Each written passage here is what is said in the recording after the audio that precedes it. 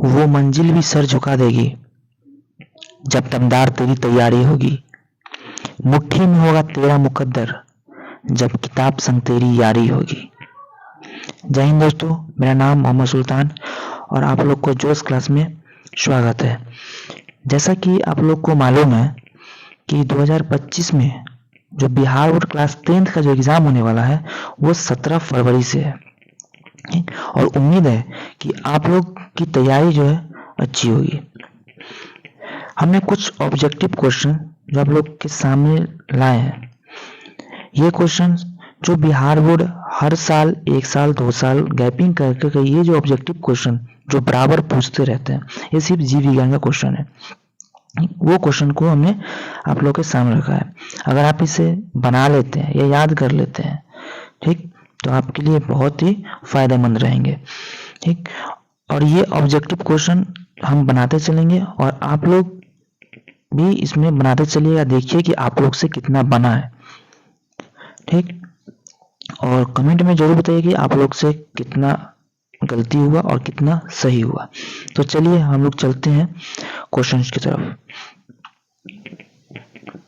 यहाँ पे first question है कि किस पौधे में रंध्र अनुपस्थित होते हैं।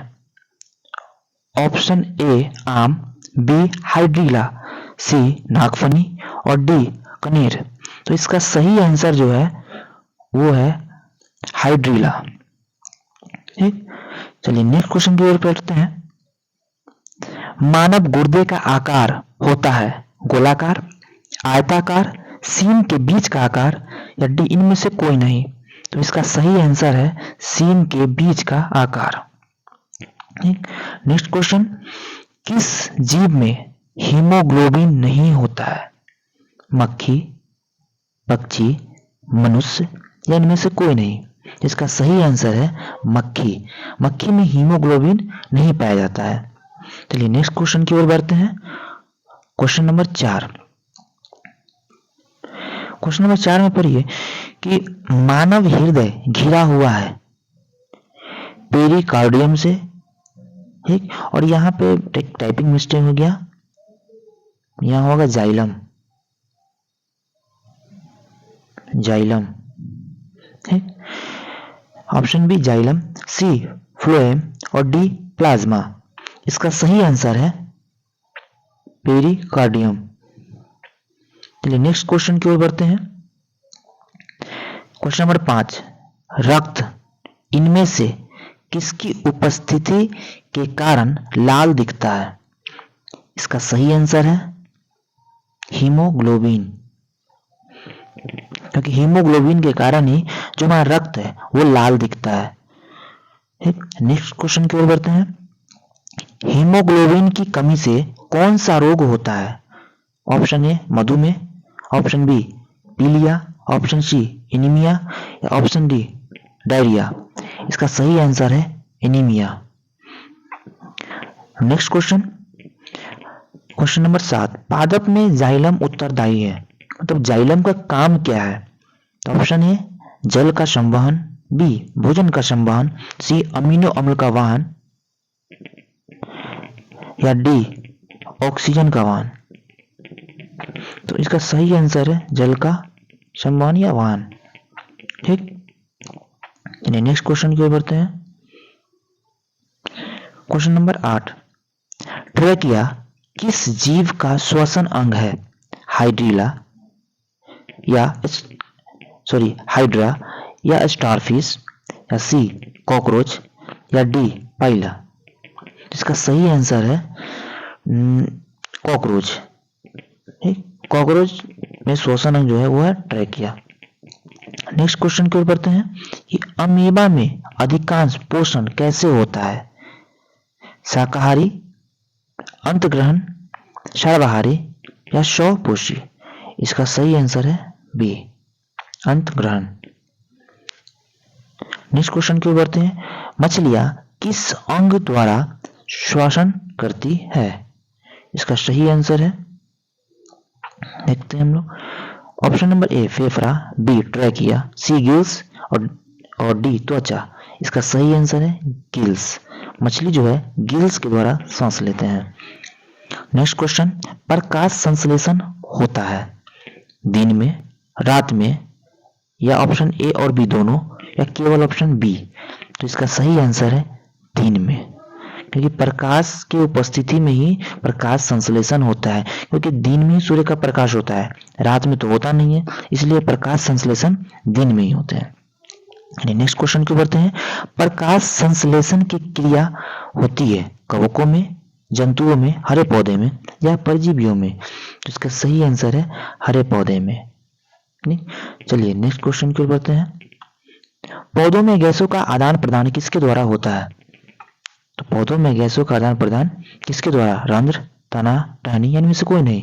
इसका सही आंसर है रंध्र। ये पत्तियों में एक छिद्र होते हैं जिसको रंध्र या स्टोमाटा कहते हैं, इसके द्वारा गैसों का आदान प्रदान होता रहता है। चलिए नेक्स्ट क्वेश्चन की ओर, चालनीय नलिकाएं पाई जाती है जंतुओं में, फ्लोएम में, जाइलम में, यानी में से कोई नहीं। तो इसका सही आंसर है फ्लोएम। नेक्स्ट क्वेश्चन की ओर बढ़ते हैं, क्वेश्चन नंबर 15, आरबीसी की जीवन अवधि कितने दिनों के लिए होती है? इसका सही आंसर कितना है? 120, 80, 140 या डी 220? इसका सही आंसर है 120। नेक्स्ट क्वेश्चन की ओर बढ़ते हैं, निम्नलिखित में कौन सा संवहन उत्तक है? एपिडर्मिस, जाइलम, फ्लोएम, या बी और सी दोनों? इसका सही आंसर है बी और सी दोनों, क्योंकि जाइलम भी होता है और फ्लोएम भी होता है। ठीक, चलिए नेक्स्ट क्वेश्चन की ओर बढ़ते हैं, निम्न में से सबसे तेज हृदय धड़कन किसका होता है? मछली, चूहा, आदमी या हाथी? इसका सही आंसर है चूहा। चलिए नेक्स्ट क्वेश्चन की ओर बढ़ते हैं, निम्नलिखित में कौन ट्रिप्सिन एंजाइम का कार्य करता है? वसा का पाचन, कार्बोहाइड्रेट का पाचन, प्रोटीन का पाचन, यानी में से कोई नहीं। इसका सही आंसर है प्रोटीन का पाचन। ट्रिप्सिन प्रोटीन को पचाता है। चलिए नेक्स्ट क्वेश्चन की ओर बढ़ते हैं, क्वेश्चन नंबर 19, मुख गुहा में आहार का कौन सा भाग का पाचन होता है? तो option A protein, B carbohydrate, C वसा, डी न्यूक्लिक अम्ल? इसका सही आंसर है कार्बोहाइड्रेट। कार्बोहाइड्रेट का पाचन मुख गुहा में होता है। नेक्स्ट क्वेश्चन की ओर बढ़ते हैं, ऑक्सीजन का वाहक है डब्ल्यूबीसी, लसिका, आरबीसी या सभी? इसका सही आंसर है आरबीसी, रेड ब्लड सेल। चलिए नेक्स्ट क्वेश्चन की ओर बढ़ते हैं, मनुष्य में वृक्क एक तंत्र का भाग है जो संबंधित है। वृक्क, अब देखिए तो इसमें है कि क्वेश्चन नंबर ऑप्शन में ए कि पोषण से, बी श्वसन से, सी उत्सर्जन से, या डी परिवहन से? इसका सही आंसर है उत्सर्जन से। ठीक, नेक्स्ट क्वेश्चन की ओर बढ़ते हैं, ग्लूकोज का रासायनिक सूत्र निम्नलिखित में से कौन है? अब ग्लूकोज का सूत्र क्या है? केमिस्ट्री में भी आप लोग पढ़े होंगे, C6H12O6। ठीक, इसका ये सही आंसर है। और C12H22O11 ये है चीनी का सूत्र, चीनी का सूत्र। ठीक, चलिए नेक्स्ट क्वेश्चन की ओर बढ़ते हैं, 23 में कि एक स्वस्थ मनुष्य का रक्त दाब कितना होता है? 120/80 या 80/120, 80/100 या 72/80? इसका सही आंसर है 120/80। चलिए नेक्स्ट क्वेश्चन की ओर बढ़ते हैं, वृक्क की संरचनात्मक एवं क्रियात्मक इकाई को क्या कहते हैं? अब देखिए question number A nephron, B medulla, C pelvis, इनमें से कोई नहीं। इसका सही आंसर है नेफ्रॉन। नेक्स्ट क्वेश्चन की ओर बढ़ते हैं,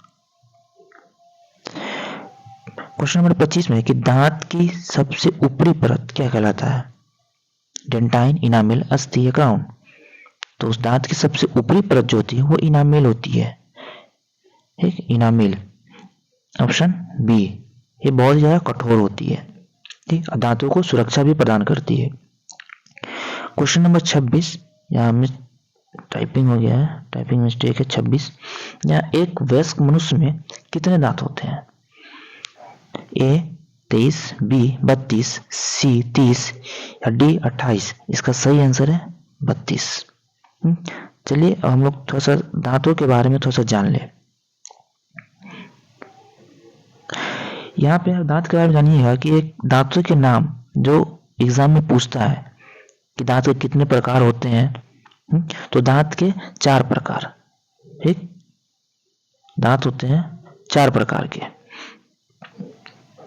4 प्रकार के, ठीक।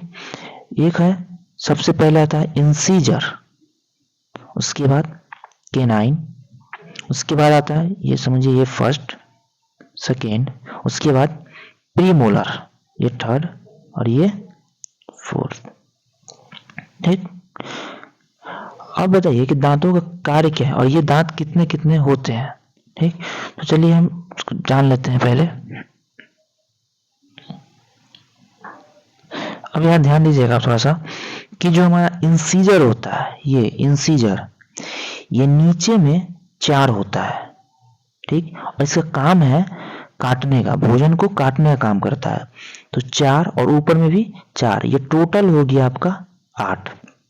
चलिए उसके बाद आते हैं इंसीजर खत्म, अब आता है केनाइन। केनाइन अगर देखिएगा तो ये ऊपर में 2 होता है और नीचे में भी 2, ये टोटल हो गया 4, टोटल 4। अब इसका टोटल 4। अब एक चीज यहां तो ध्यान समझिएगा, ये जो केनाइन है, ये इसका कार्य क्या है? इसका कार्य है भोजन को फाड़ने का काम करता है।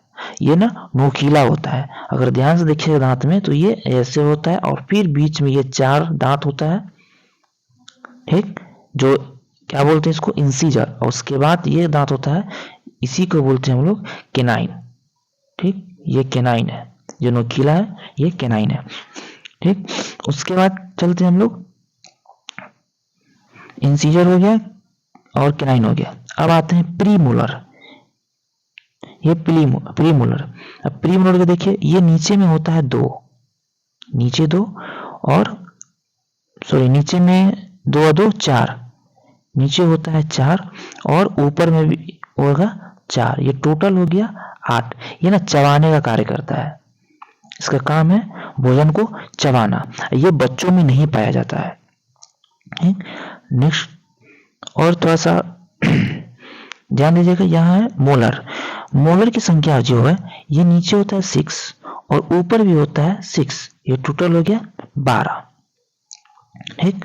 अब ध्यान समझिए, ये जो मोलर में एक थर्ड मोलर होता है, थर्ड मोलर है ना, ये ना बच्चों में नहीं पाया जाएगा, बच्चों में नहीं पाया जाता है, ठीक। और ये लगभग आपको बता दें कि लगभग 23 या 24